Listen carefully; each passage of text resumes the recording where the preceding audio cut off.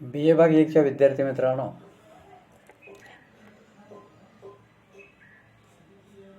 आपण सेमिस्टर 2साठी राज्यशास्त्र paper number 2 भारतीय राज्यघटना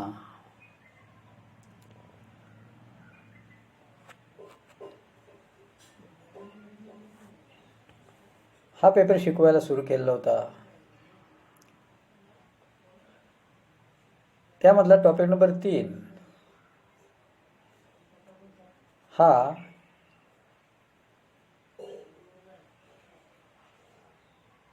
दोन भागामध्ये आपण बघत होतो. पहिला भाग आपण बघितला कायदेमंडळ, केंद्रीय कायदेमंडळ, आणि दुसरा भाग केंद्रीय कार्यकारी मंडळ असा आहे. केंद्रीय कार्यकारी मंडळामध्ये आपण राष्ट्रपती पदाचा अभ्यास केला आणि तो पूर्ण झाल्यानंतर भारताचा उपराष्ट्रपती या पदाचा आपण अभ्यास करणार आहोत. व्हाईस प्रेसिडेंट ऑफ इंडिया असं इंग्लिशमध्ये त्याला म्हटलं जातं. भारतीय घटनेच्या 63व्या कलमात असे स्पष्ट केले आहे की भारताला एक उपराष्ट्रपती असेल. तसेच उपराष्ट्रपती हा राज्यसभेचा पदसिद्ध सभापती असेल.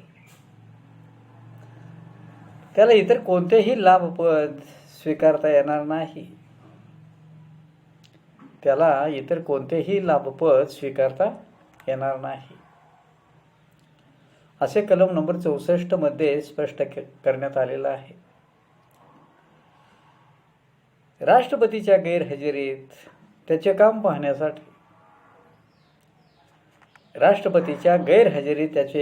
पाहण्यासाठी उपराष्ट्रपती पदाची तरतूद करण्यात आलेली आहे.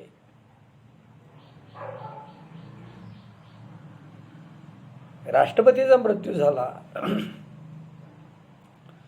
किंवा त्याने राजीनामा दिला किंवा त्याला पदावरून दूर केले, अशा अनेक कारणांच्यामुळे राष्ट्रपतीचे पद रिकामे झाले असता उपराष्ट्रपती ते पद सांभाळतो. राष्ट्रपती आजारपण किंवा अन्य कोणत्याही कारणाने गैरहजर असेल तर उपराष्ट्रपती ते पद स्वीकारतो व त्याला राष्ट्रपतीचे सर्व अधिकार प्राप्त होतात. राष्ट्रपतीला मिळणारे वेतन, भत्ते, सवलती उपराष्ट्रपतीला सुद्धा मिळतात. कलम 65 मध्ये अशी तरतूद केलेली आहे. परंतु अशा वेळी त्याला राज्यसभेचे अध्यक्षपद स्वीकारता येत नाही. जर उपराष्ट्रपती राष्ट्रपती पदावर गेलेला असेल तर त्याला राज्यसभेचं अध्यक्षपद स्वीकारता येत नाही. ज्यावेळी तो त्या राष्ट्रपती पदाच्या पदावर जाऊन काम करतो त्यावेळी त्याला राष्ट्रपती पदासाठी असणारं जे काही वेतन, भत्ते, सवलती जे असतात त्याला मिळतात. आणि म्हणून मग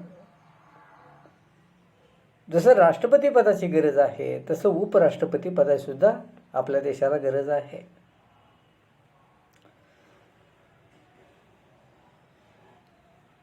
उपराष्ट्रपती पदाची निवड कशी होते? निवडणूक.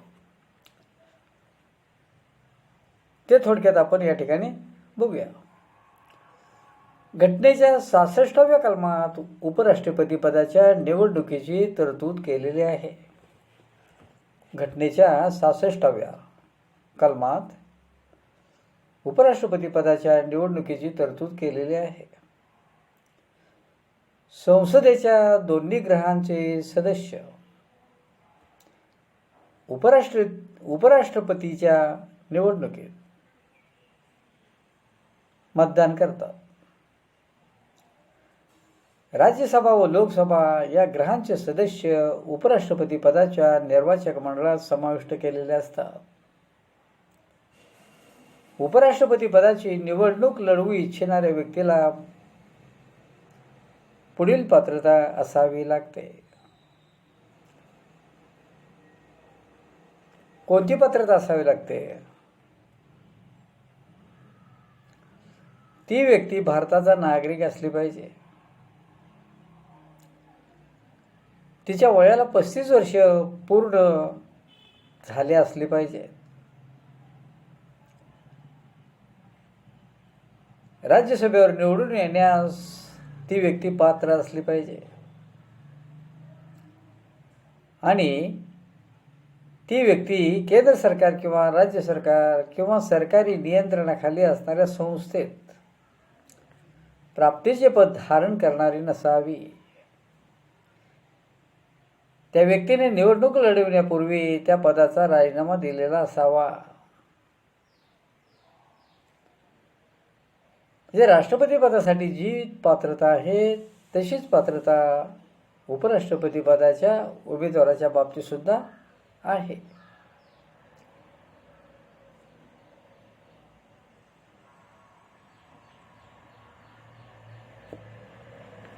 त्यानंतर संसदेच्या कोणत्याही ग्रहाचा किंवा घटक राज्याच्या कायदेमंडळाच्या कोणत्याही ग्रहाच्या सदस्याला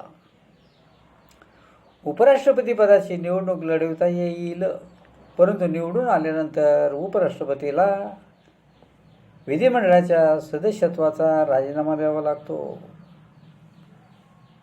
उपराष्ट्रपतीने अधिकारपद स्वीकारलेल्या दिवसापासून त्याची कायदेमंडळातील जागा रिकामी झाली असे समजण्यात येते. जर उपराष्ट्रपती पदावर जाणारी व्यक्ती कोणत्याही सभागृहाचा सदस्य असेल, राज्य लेवलला असणारी विधिमंडळ, विधानसभा, विधान परिषद किंवा केंद्रीय लेवलला असणारी सभागृह, लोकसभा, राज्यसभा या चारही सभागृहापैकी जर समजा उपराष्ट्रपती पदासाठी उभं राहिलेला उमेदवार या चारही सभागृहाचा सदस्य असेल, चारही सभागृहापैकी कुठल्याही एका सभागृहाचा सदस्य असेल तर निवडून आल्यानंतर त्याला राजीनामा द्यावा लागतो आणि त्याची जागा रिकामी झालेली आहे असं समजलं जातं. उपराष्ट्रपती पदाची निवडणूक लढवणाऱ्या व्यक्तीला निर्वाचक मंडळाच्या किमान 5 सदस्यांची सूचक आणि 5 सदस्यांची अनुमोदक म्हणून संमती असावी लागते. उमेदवारीच्या अर्जावर 5 खासदार सूचक आणि 5 खासदार अनुमोदक असावे लागतात. प्रत्येक उमेदवाराला 2,500 रुपये अनामत रक्कम भरावी लागते. उपराष्ट्रपतीची निवडणूक प्रमाणशीर प्रतिनिधित्वाच्या पद्धतीनुसार एकल संक्रमणीय मताद्वारे होते. गुप्त व क्रमदेव मतदान पद्धतीने उपराष्ट्रपतीची निवडणूक होत असते. निर्वाचक मंडळाचे मतदार उमेदवाराच्या नावापुढे पसंती क्रमांक टाकतात. पहिल्या पसंतीचा आणि निवडून येण्यास आवश्यक असणारी मते मिळवणारा उमेदवार उपराष्ट्रपती म्हणून निवडून येतो. थोडक्यात राज्यसभा व लोकसभा या ग्रहातील सदस्यांकडून प्रमाणशीर प्रतिनिधित्वाच्या पद्धतीने उपराष्ट्रपतीची निवड केली जाते. जे लोकसभा, राज्यसभा या दोन्ही सभागृहातील सदस्य एकल संक्रमणीय मतदान पद्धतीचा उपयोग करतात. यालाच क्रमदेय मतदान पद्धत असं सुद्धा म्हटलं जातं. क्रमदेय म्हणजे काय? क्रम देणारी मतदान पद्धती. कोणता क्रम द्यायचा असतो तर त्याला पसंती क्रमांक असं म्हटलं जातं. पसंती क्रम. समजा 3 पक्षाचे 3 उमेदवार उभे असतील तर 1, 2, 3. 4 उमेदवार उभे असतील तर 1, 2, 3, 4. परंतु ते काही ओळीने 1 2 3 4 असं क्रमांक द्यायचे नसतात, तर आपल्या पसंतीनुसार 1 कुणाला द्यायचा, 2 कुणाला द्यायचा, 3 कुणाला द्यायचा, 4 कुणाला द्यायचा, हे प्रत्येक मतदारानं ठरवायचं असतं. प्रत्येक मतदाराने आपल्या पसंती क्रमांकानुसार मतं द्यायची असतात आणि हे गुप्त असतं.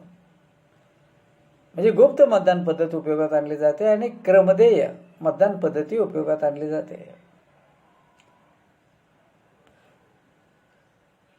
आणि पहिल्या पसंतीचा जर उमेदवार असेल आणि त्याला जर आवश्यक संख्येएवढी जर मतं पडली असतील तर तो निवडून येतो. आणि जर नाही पडली तर काय होतं, तर पुढची प्रोसिजर असते. मग सगळ्यात कमी मतं पडलेला उमेदवार त्यातून वगळला जातो आणि त्याच्या मतपत्रिकेतील 2 नंबरची मतं कोणाला आहेत हे पाहिलं जातं. आणि त्या 2 नंबरची मतं 1 नंबरच्या मतात मिसळली जातात आणि आवश्यक संख्या पूर्ण होते की नाही हे पाहिलं जातं. याला दुसरी फेरी म्हटलं जातं. आणि दुसऱ्या फेरीमध्ये आवश्यक संख्या एवढी मतं जर मिळाली असतील तर तो उमेदवार निवडून आला असं जाहीर केलं जातं. थोडक्यात राज्यसभा व लोकसभा या गृहातील सदस्यांकडून प्रमाणशीर प्रतिनिधित्वाच्या पद्धतीने उपराष्ट्रपतीची निवड केली जाते.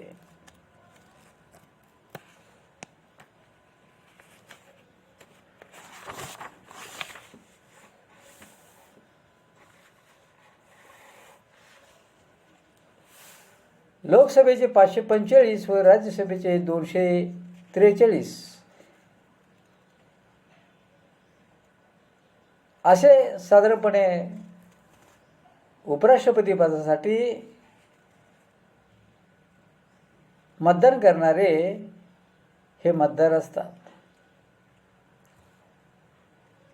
आणि यांच्यामार्फत साधारणपणे दर 6 वर्षांनी उपराष्ट्रपती पदाचं इलेक्शन हे होत असतं. दर 5 वर्षांनी उपराष्ट्रपती पदाचं इलेक्शन होत असतं. 6 वर्षांनी नव्हे, 5 वर्षांनी. आता कार्यकाल हा दुसरा पॉईंट आपण बघूया. उपराष्ट्रपतीचा कार्यकाल त्याने अधिकार ग्रहण केलेल्या दिवसापासून 5 वर्षांचा असतो. मुदतीपूर्वी तो स्वमर्जीने राजीनामा देऊ शकतो. मुदतीपूर्वी तो स्वमर्जीने राजीनामा देऊ शकतो.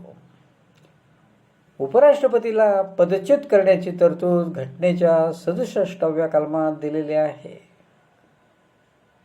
राज्यसभेच्या त्यावेळी असलेल्या सर्व सदस्यांच्या साध्या बहुमताने आणि लोकसभेच्या संमतीने उपराष्ट्रपतीला त्याच्या पदावरून काढून टाकता येते. परंतु असा ठराव आणण्याचा उद्देश 14 दिवस अगोदर कळविल्याशिवाय तसा ठराव आणता येणार नाही. परंतु नवीन उपराष्ट्रपती त्याची जागा घेईपर्यंत तो आपल्या पदावर राहू शकतो. उपराष्ट्रपतीला अधिग्रहण करताना भारतीय घटनेशी श्रद्धा व निष्ठा बाळगून कर्तव्ये निष्ठापूर्वक पार पाडीन अशी शपथ घ्यावी लागते. जे कार्यकाल हा 5 वर्षाचा असतो हे लक्षात घ्या. आणि या 5 वर्षाच्या काळामध्ये तो केव्हाही राजीनामा देऊ शकतो स्वमर्जीने. त्याने जर गैरवर्तन केलं असेल, घटनाबाह्य वर्तन केलं असेल तर त्याला पदच्युत करण्याची तरतूद घटनेच्या 67व्या कलमात केलेली आहे. राज्यसभेच्या सर्व सदस्यांच्या साध्या बहुमताने आणि लोकसभेच्या संमतीने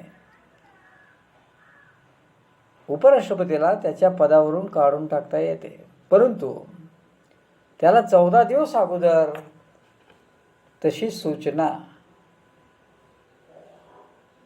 कळवावी लागते. त्याशिवाय ठराव आणता येत नसतो. आजपर्यंत कोणत्याही राष्ट्रपतीला किंवा उपराष्ट्रपतीला लोकसभेने राज्यसभेने पदच्युत केलेलं नाही, हेही लक्षात घ्या. आता वेतन आणि भत्ते.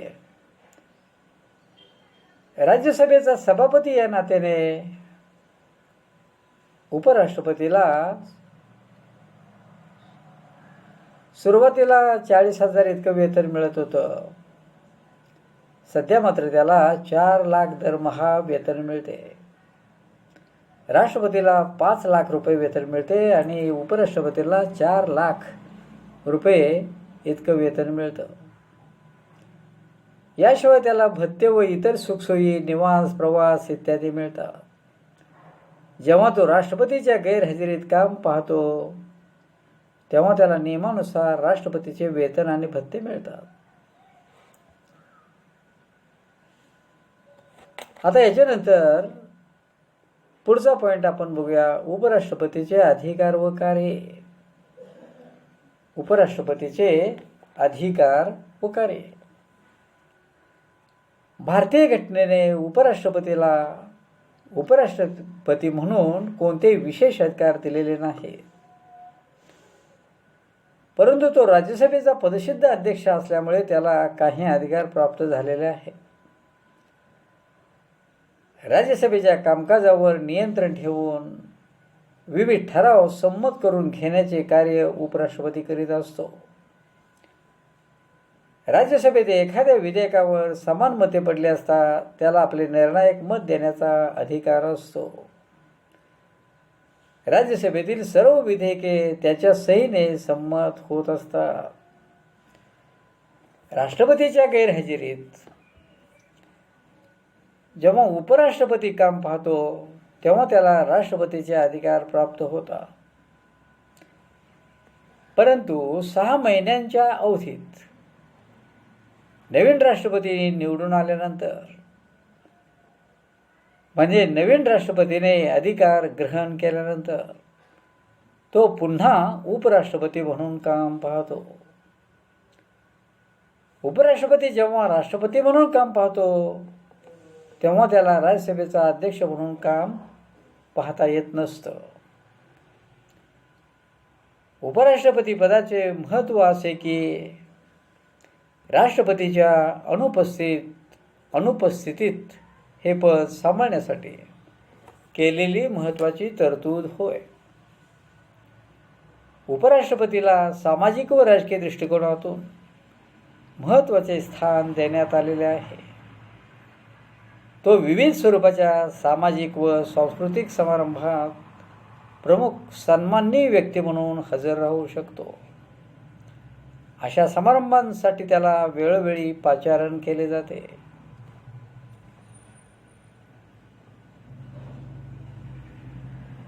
अशा पद्धतीनं राष्ट्रपतीच्या खालोखाल उपराष्ट्रपती पद हे आपल्या देशामध्ये महत्त्वाचं मानलं जातं. सध्याचे उपराष्ट्रपती किंवा राज्यसभेचे पदसिद्ध सभापती कोण आहेत तर व्यंकय्या नायडू हे आपल्या देशाचे उपराष्ट्रपती आहेत आणि राज्यसभेचे पदसिद्ध सदस्य सुद्धा आहेत, हे लक्षात घ्या. व्यंकय्या नायडू, आंध्र प्रदेशामधील व्यंकय्या नायडू हे आपल्या देशाचे सध्या उपराष्ट्रपती म्हणून कामकाज पाहत आहेत.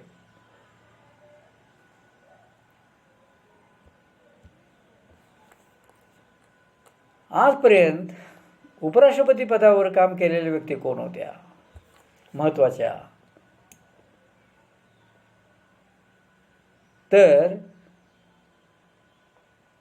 52 पासून 62 पर्यंत, 1952 पासून 1962 पर्यंत डॉक्टर सर्वपल्ली राधाकृष्णन. त्याच्यानंतर 62 पासून 67 पर्यंत डॉक्टर झाकीर हुसेन. 1967 पासून 69 पर्यंत वराहगिरी, व्यंकटगिरी, व्ही.व्ही. गिरी. 1969 ते 74 पर्यंत गोपाल स्वरूप पाठक. 1974 ते 1979 पर्यंत बी.डी. जत्ती. 1979 ते 1984 एम. हिदायतुल्ला. 1984 ते 87 आर. व्यंकटरमण. 1987 ते 1992 शंकर दयाळ शर्मा. 1992 ते 97 के. आर. नारायणन. आणि 1997 ते 2002 कृष्णकांत.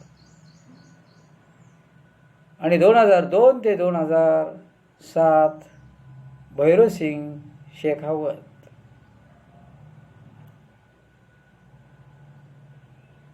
आणि सध्या व्यंकय्या नायडू हे आज काम पाहत आहेत असं आपल्याला दिसून येतं.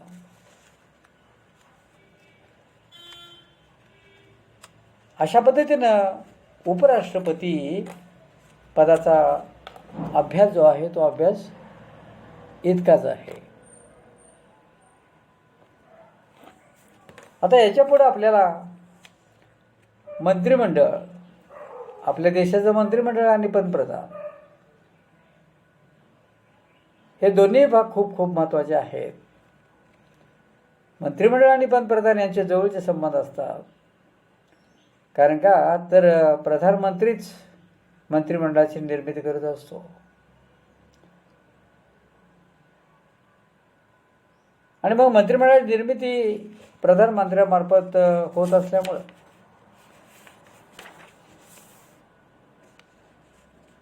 मंत्र्यांचे जे काही वेगवेगळे प्रकार असतात ते सगळे प्रकार त्या ठिकाणी उपयोगात आणले जातात. कोणी कॅबिनेट मंत्री असतं, कोणी राज्यमंत्री असतं, कोणी उपमंत्री असतं. आणि त्याबरोबरच या मंत्रिमंडळाचे वैशिष्ट्य काय असतात, एक 4-5 वैशिष्ट्य आहेत. ती वैशिष्ट्य आपल्याला बघायची आहेत. आणि मंत्रिमंडळाची कामं काय असतात. मंत्री हे सगळ्या खात्यांच्या मध्ये खाते प्रमुख म्हणून काम करत असतात. तर त्यांची कामं प्रत्यक्षात कशी असतात, कोणती कामं करत असतात ते, आणि राष्ट्राचा विकास कसा करत असतात. धोरण आखणे, धोरणाची अंमलबजावणी करणे, प्रशासनावर देखरेख ठेवणे, नियंत्रण ठेवणे, अशी कामं मंत्रिमंडळाची असतात. म्हणजे प्रत्येक मंत्र्याचे असतात. ते आपण पुढच्या पिरियडला बघूया. आणि या ठिकाणी आपण थांबूया.